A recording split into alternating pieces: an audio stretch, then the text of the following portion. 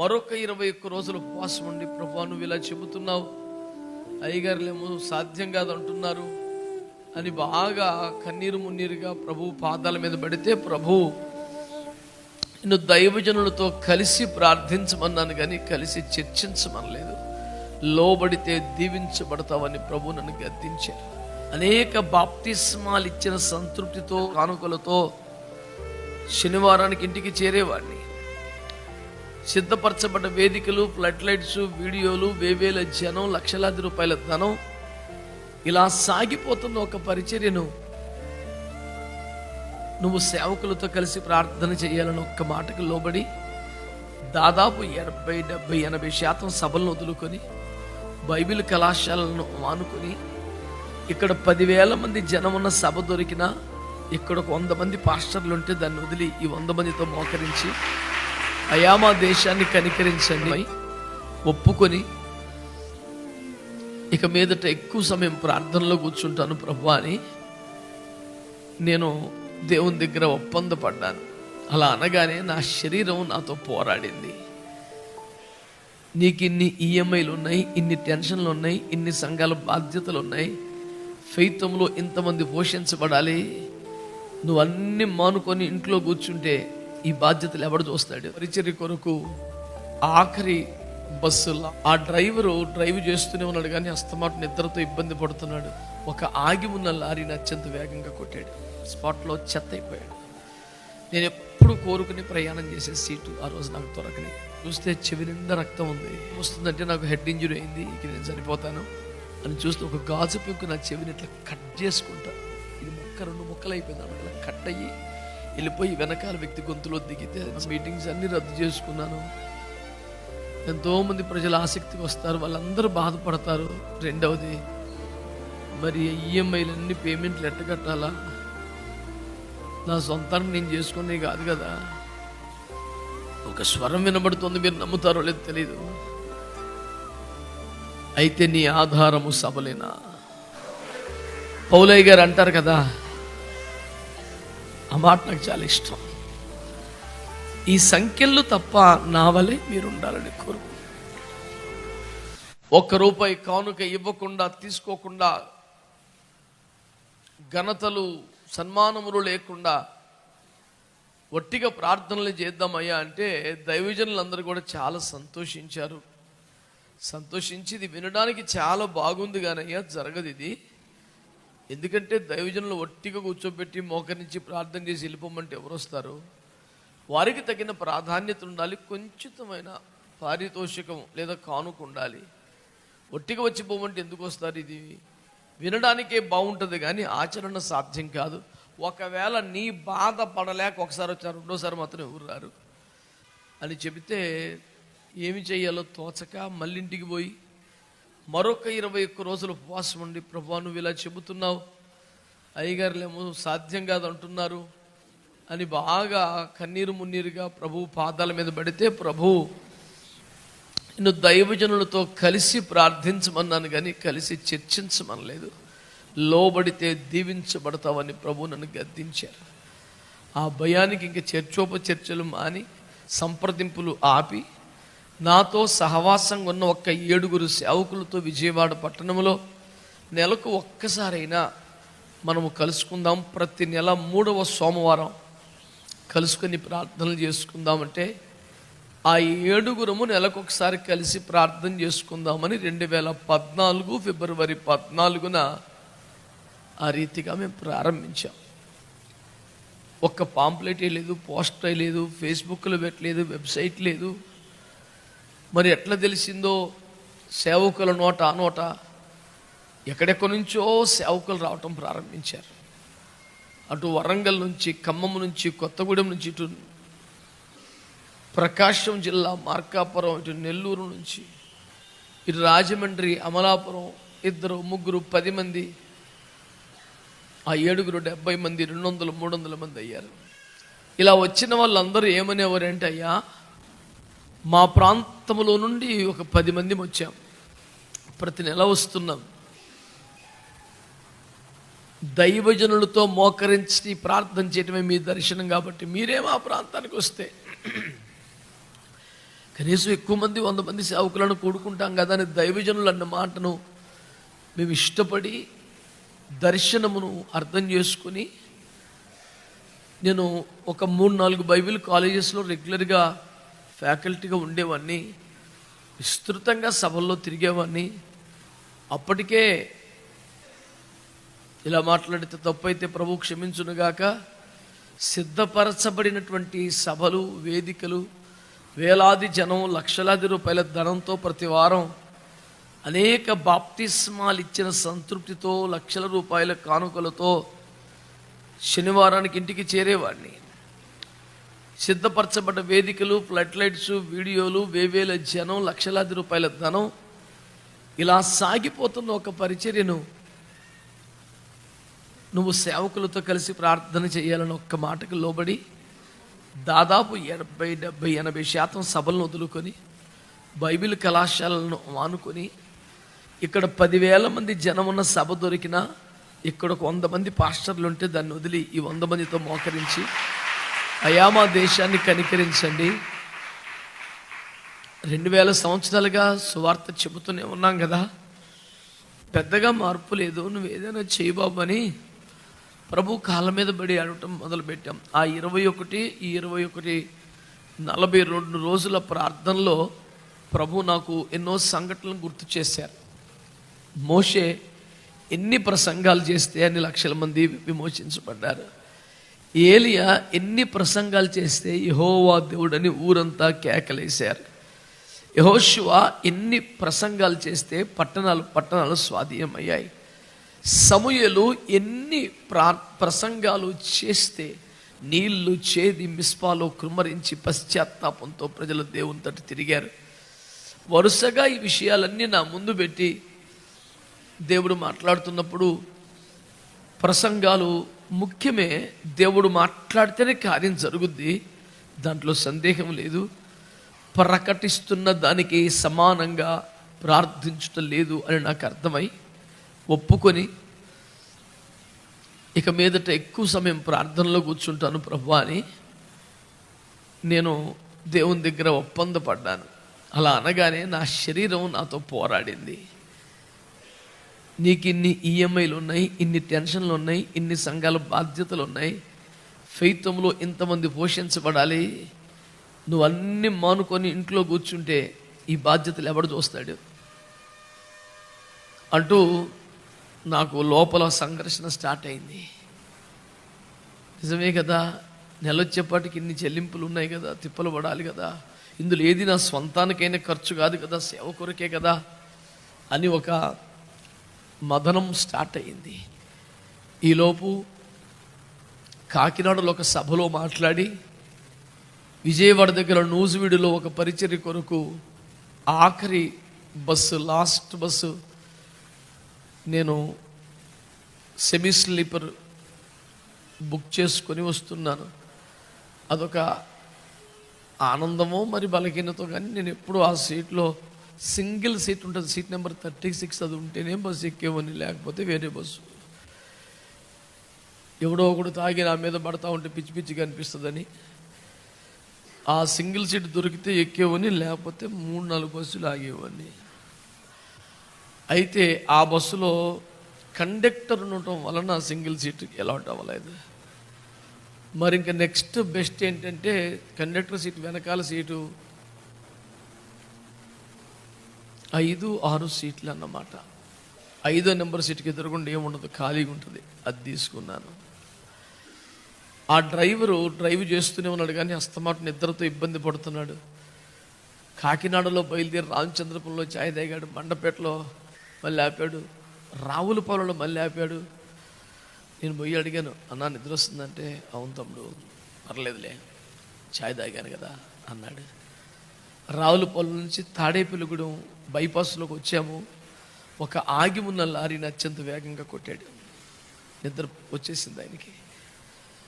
ఒక సెకండ్లో ఘోర ప్రమాదం జరిగితే ఈ సింగిల్ సీట్లో కూర్చున్న కండక్టర్ ఎగిరి వెళ్ళి, ముందు డోర్ ఏముండదు కదా, ఇక ఆ డోర్ కూడా ఇక క్లోజ్ చేసేది అట్లా ఓపెన్గానే ఉంటుంది, వెళ్ళి అందులో పడితే ఇట్లా తప్పడైపోయాడు, స్పాట్లో చెత్త అయిపోయాడు. నేను ఎప్పుడు ఎప్పుడు కోరుకుని ప్రయాణం చేసే సీటు ఆ రోజు నాకు దొరకని సీటు. ఇటు డ్రైవరు స్టీరింగ్ ఇలా నొక్కుకుపోయి ఎదరికి వెళ్ళి ఏలాడబడుతున్నాడు. చిన్న మూలు వినబడుతుంది. ఒక్కసారిగా పెద్ద ప్రేలుడు సంభవించినట్టు నేను చూస్తే బస్సు అద్దాలని పగిలి ఈ మధ్యలో సీట్ల మధ్యలో నడిచే పాత్వే అంతా కూడా అద్దాల కుప్ప, గాజు పెంకుల కుప్ప, దాని మీద నేను ఉన్నాను. చూసుకుంటే అందరూ హాహాకారాలు. ఇట్లా చూస్తే చెవి నిండా రక్తం ఉంది. కొద్దో గొప్ప వైద్యపు అవగాహన ఉంది కనుక హాస్పిటల్ మినిస్ట్రీ చేసి, ఆ చదువు లేకపోయినా చెవులోంచి రక్తం వస్తుందంటే నాకు హెడ్ ఇంజరీ అయింది, ఇక నేను చనిపోతాను అనుకొని, నాకు తెలిసి నేనేం బుద్ధిపూర్వకంగా తప్పు చేయలేదు, ఏమన్నా పాపం ఉంటే క్షమించయ్యా, నీ సన్నిధిగా చేర్చుకో అని ప్రార్థన చేస్తున్నాను. కానీ మెల్లిగా ఇట్లని చూసుకుంటే తలలో ఏం పెద్ద గాయం లేదు. ట్రై చేస్తుంటే నడుము కూడా మంచిగానే ఉంది, చేతులు మంచిగానే ఉన్నాయి. ఇదేంది? లేచి నిలబడి ట్రై చేస్తే కాళ్ళు కూడా బాగానే, నాకు ఏం విరగలేదు. మరి రక్తం ఏంటిది? నా వెనక సీటు చూస్తే ఒక గాజు పెంకు గొంతులు గుచ్చుకుపోయి చచ్చిపోయి ఉన్నారు. ఈ వైపు ఒక ఇద్దరు చనిపోయారు. ఘోరకలి. నేను కొంచెం అబ్జర్వ్ చేస్తే ఈ రక్తం ఏంటిదబ్బా అని చూస్తే ఒక గాజు పెంకు నా చెవిని ఇట్లా కట్ చేసుకుంటా, ఇది ముక్క 2 ముక్కలు అయిపోయింది అన్నమాట. ఇలా కట్ అయ్యి వెళ్ళిపోయి వెనకాల వ్యక్తి గొంతులో దిగితే అని చనిపోయారు.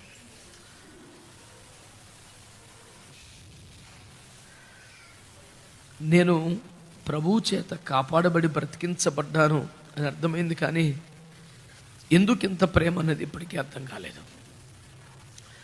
మెల్లిగా ఎత్తుక్కుంటే నా వాటర్ బాటిల్ దొరికింది, పైన పెట్టుకున్న నా బైబిల్ బ్యాగ్ దొరికింది. తీసుకొని బయటకు వద్దామంటే ఇటు తప్పడైపోయింది, చచ్చిపోయినాడు. ఇటు డ్రైవరు మూలుగుతున్నాడు. వెంటనే ఫోను ఎత్తుక్కుంటే దొరికింది. 108 కొట్టాను, వాళ్ళు వచ్చారు. డ్రైవర్ వైపు నుంచి దూకి రోడ్డు మీదకి దూకాను. ఆ స్టీరింగ్ని లాగడానికి ట్రై చేసిన లోపు 108 స్టాఫ్ వచ్చారు, తీశారు.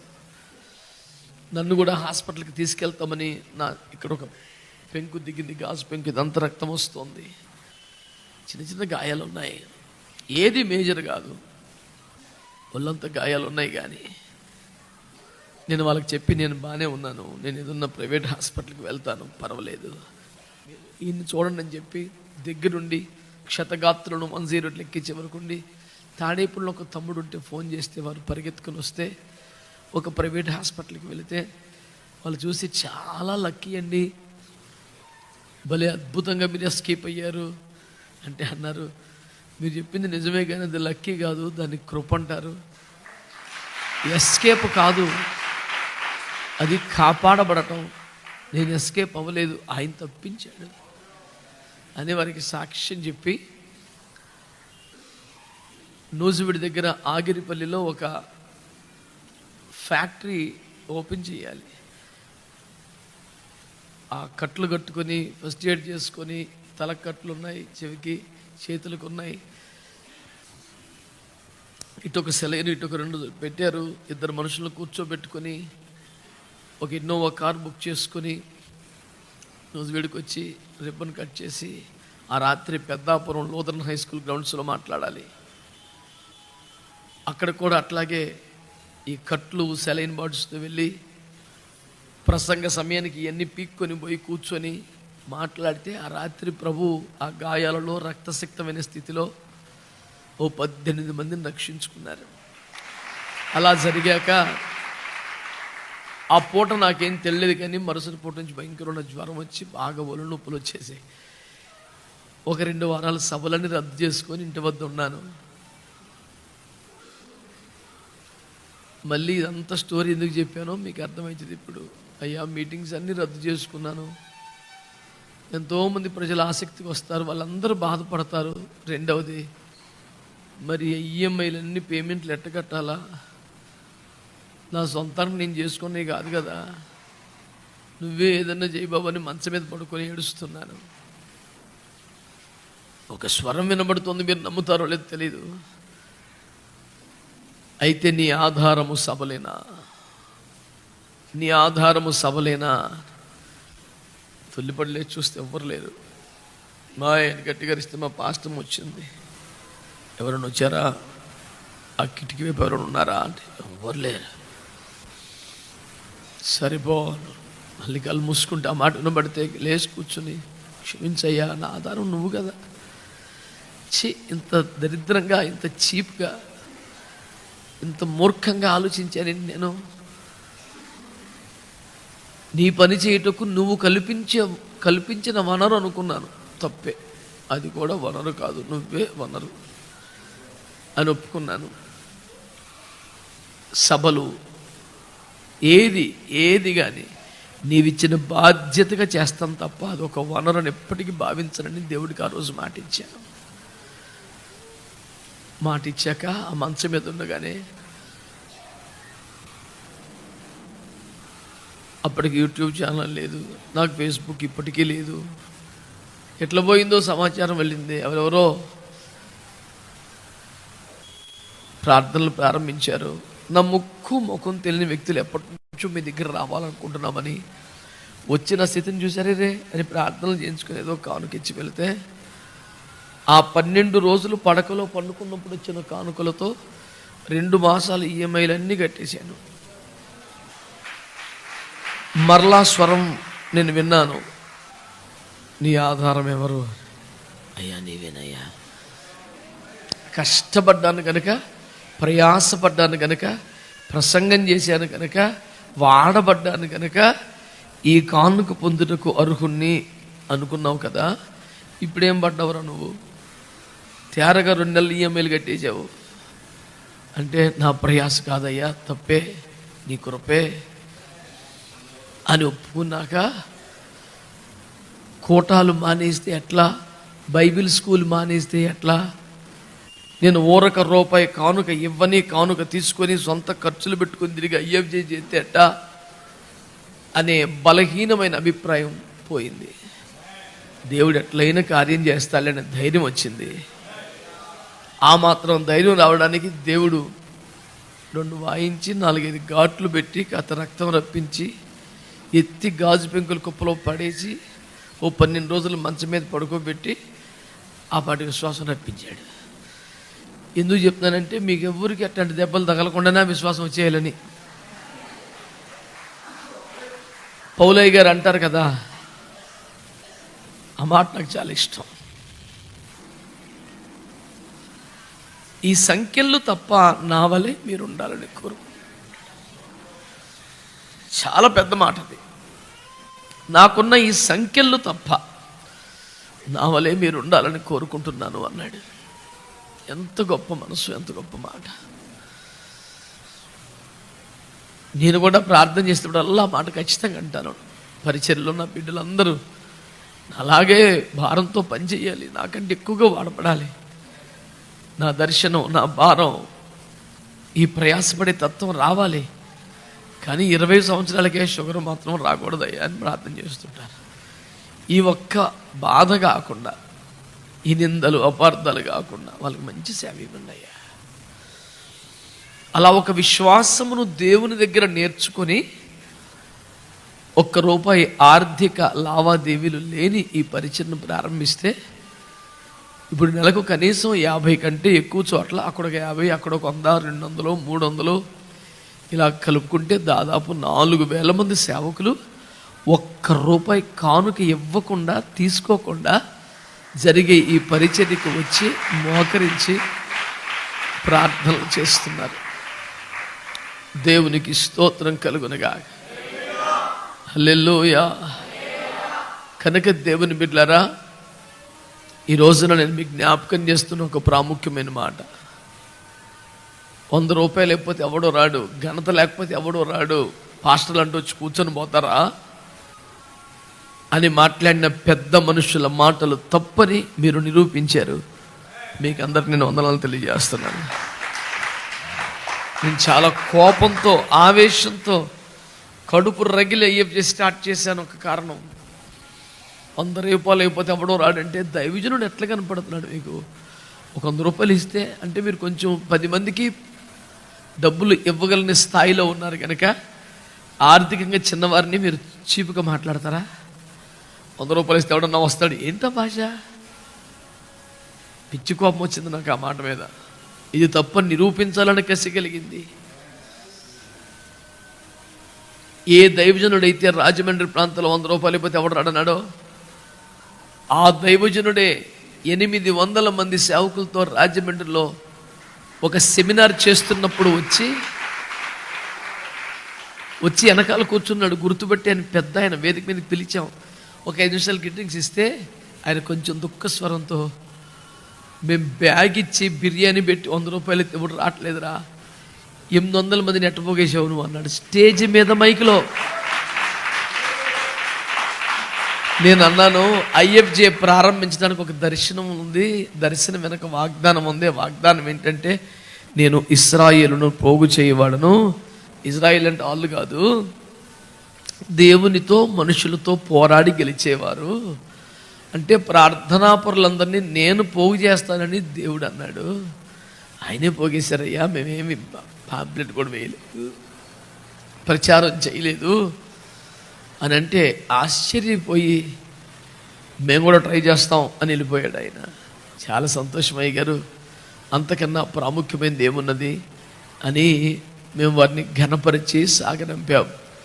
ఈ పూట నేను మీ అందరికీ చేస్తున్న మనవి ఏమిటంటే, ఇది ఒక దర్శనంతో ప్రారంభించబడింది.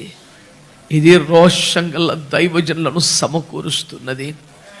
దేవునితో మనుషులతో పోరాడి గెలవగలిగే ప్రార్థన యోధులను సమకూర్చుచు ఏకము చేయుచున్నది. ఇందులో మీరుండుట నేనుండుట దేవుని చిత్తం, దేవుని ఏర్పాటు.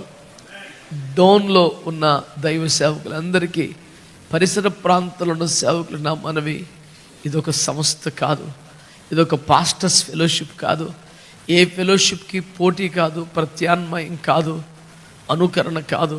అన్ని సంఘాలతో, అన్ని డినామినేషన్స్తో, అన్ని ఫెలోషిప్స్తో కలిసి 3 గంటలైనా ప్రార్థించడానికి చేస్తున్న చిరు ప్రయత్నం మాత్రమే. కలిసి ప్రార్థన చేస్తే వచ్చే గొప్ప ఉజ్జీవం మీద పిచ్చి నమ్మకంతో చేస్తున్న ఒక మహారోదన మాత్రమే అని జ్ఞాపకం చేస్తున్నాను. దేవుని వాక్యంలో రాయబడి ఉంది, వారిలో ఒక్కడు 1000 మందిని తరిమితే ఇద్దరు 10,000 మందిని తరుముతారని. ఒకడు 1000 మందినైతే ఇద్దరు 2,000 మందినే తరమాలి కదా. కానీ ఇద్దరు ఏకమైతే యేసుక్రీస్తు నామములో వారి బలము 10 రెట్లు పెరిగిపోద్దని వాక్యంలో ఉంది. ఇద్దరు కలిసి వంట చేస్తే, ఇద్దరు కలిసి మార్కెటింగ్ చేస్తే, ఇద్దరు కలిసి పరిచర్య చేస్తే ఇంత మహిమ వస్తుందో రాదో నాకు తెలియదు. కానీ ఇద్దరు కలిసి ప్రార్థన చేస్తే మాత్రం బలం 10 రెట్లు పెరుగుద్ది, కార్యాలు 10 రెట్లు ఎక్కువగా జరుగుతాయి. కనుక దేవుని సేవకులారా, దేవుని ప్రజలారా, నేను మీకు చేస్తున్న మనవిని ఆలకించండి. కలిసి ప్రార్థన చేయటిలో దాగి ఉన్న రహస్యాన్ని మీరు గమనించమని నేను మీకు మనవి చేస్తున్నాను. దేవునికి స్తోత్రం కలుగునగాక. అలాగూ ప్రారంభించాం. దైవజనులే మోకాళ్ళ మీద పడి మహారోధన చేస్తున్నాం. రేపు ఫిబ్రవరి 14వ తేదీకి 11 సంవత్సరాలు అవుతుంది పరిచర్య ప్రారంభించి. 11 సంవత్సరాలలో ఎక్కడ కూడా ఎవరికి రూపాయి కానుకలు ఇవ్వలేదు, మేము తీసుకోలేదు. ఇంత ప్రయాసపడి వస్తున్నారు కదన్నా తీసుకోండి అంటే కూడా ఎప్పుడు ఎక్కడ ఏ రూపంలో తీసుకోలేదు. వాళ్ళు ఏదన్నా ప్రేమతో ఆతిథ్యం ఇస్తే తినగలిగితే తిన్నాం, లేకపోతే పస్తుబడిపోయాం తప్ప అంతకన్నా మరొకటి లేదు. ఇది 10 సందేశాల కన్నా ప్రాముఖ్యమైన సాక్ష్యం.